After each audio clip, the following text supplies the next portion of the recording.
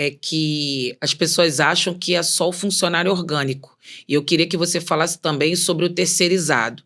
Muitas das vezes, o condomínio acaba respondendo também judicialmente na área trabalhista, porque ele não controla o horário dos terceirizados que estão prestando serviço dentro do condomínio. Porque muitas das vezes as pessoas vendem a terceirizada assim, não, você colocou o terceirizado, você não precisa mais se preocupar. E, na verdade, não é isso que acontece. Muitas das vezes a gente vê que o próprio condômino é a testemunha desses colaboradores, independente dele ser orgânico ou terceirizado. Então, eu quero que você fale também do trabalho e alertar os síndicos que, mesmo sendo terceirizado, eles precisam fazer o controle se aquele terceirizado realmente está cumprindo o horário, se está chegando no horário, se está almoçando, se está descansando na hora do almoço, para não ver outros problemas trabalhistas que agregue também ao condomínio por conta de falta de informação. Aquele negócio de folha de ponto assinado papel, no final do esquece. mês do papel, Né? esquece, isso não vai acontecer mais. Vamos falar do seguinte, eu gosto sempre de lembrar que ninguém vai lá na mão da Ana, tira ela de casa e fala assim, vem trabalhar para mim. Não. A gente precisa entender que a regra do trabalho é a seguinte. O funcionário foi trabalhar em um local onde tem regras, essas regras precisam ser cumpridas e ele tem direitos e deveres. Então, quando você terceiriza esse processo, você chama uma empresa e diz, as regras do meu jogo são assim. Você quer entrar? Quero entrar. E aí, dentro do contrato que você vai fazer com essa terceirizada, você vai dizer se você vai ter funcionário substituto, se você não vai ter funcionário substituto, se você contrata pessoas ou se você contrata só empresa. E o condomínio se torna co-participante desse processo. Então, por mais que a gente coloque no contrato que as ações judiciais são direcionadas à terceirizada, o funcionário pode atrelar o condomínio a esse processo. Então, nada mais justo que, se foram intituladas regras do jogo, essas regras estejam descritas e tenham formas de você confrontar essas informações. Então, sempre que você parte do pressuposto que você tem um funcionário, você precisa gerir o tempo desse funcionário. Então, isso é um primeiro fator. Segundo fator, se você contratou uma terceirizada por postos de trabalho e sempre que tiver uma ausência, você precisa ter alguém no lugar, um fator maior ainda para você controlar. E o segundo fator, o terceiro fator não mais importante é o seguinte, o morador, muitas das vezes, ele é o agente do caos nessa organização. Porque em alguns casos, aqui na Barra da Tijuca, em Jacarepaguá, isso é muito comum. Você tem terceirizadas que fazem faxinas dentro dos apartamentos. E aí a Ana, ela fez a faxina, Ana, eu quero contratar a Beatrícia para passar roupa também. Aí a Beatrícia fala assim, mas eu só posso passar roupa no meu horário de almoço. Como é que você controla se ela naquele momento é funcionária da terceirizada, ela é funcionária do condomínio ou ela é funcionária da Ana Paula? Mas quando esse colaborador sai dali, ele vai atrelar todo mundo na justiça. E capaz até dele chamar, Ana Paula, vem aqui, ó, ser minha testemunha, porque eu trabalhava no meu intervalo de refeição. Ana, se eu contar pra você o que eu já vi de história de controle de ponto, a gente vai ter pérolas para, assim, uns 2 anos. Sim.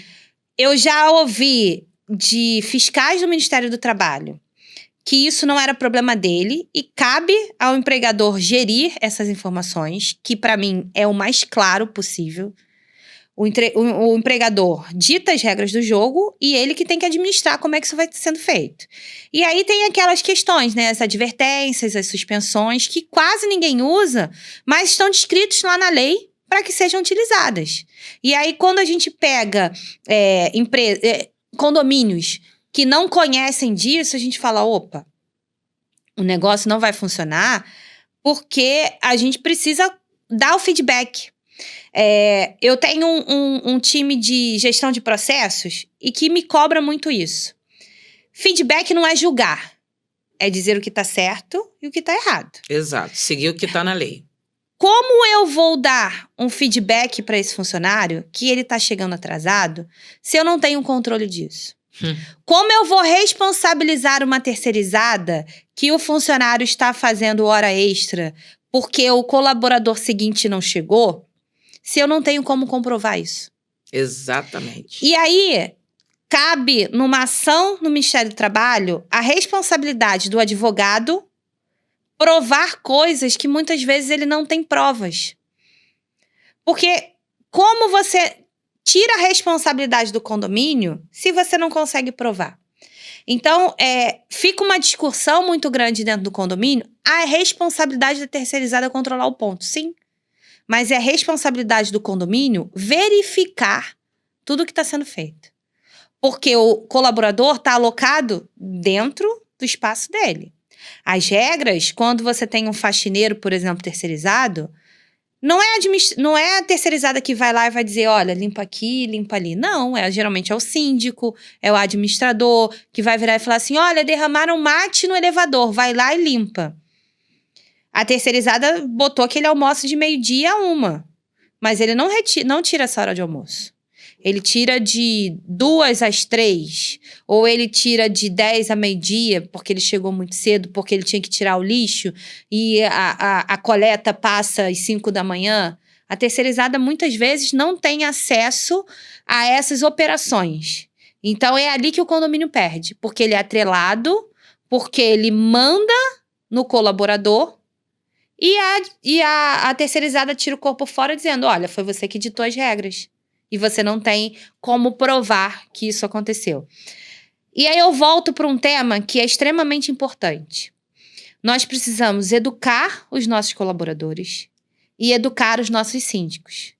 E aí traz um gancho muito interessante para o que você vai fazer em outubro. Primeiro, como gestora da InfoKings, eu gostaria de te parabenizar, porque você traz a mulher num fator de destaque num mês que é super importante pra gente, que é o Outubro Rosa.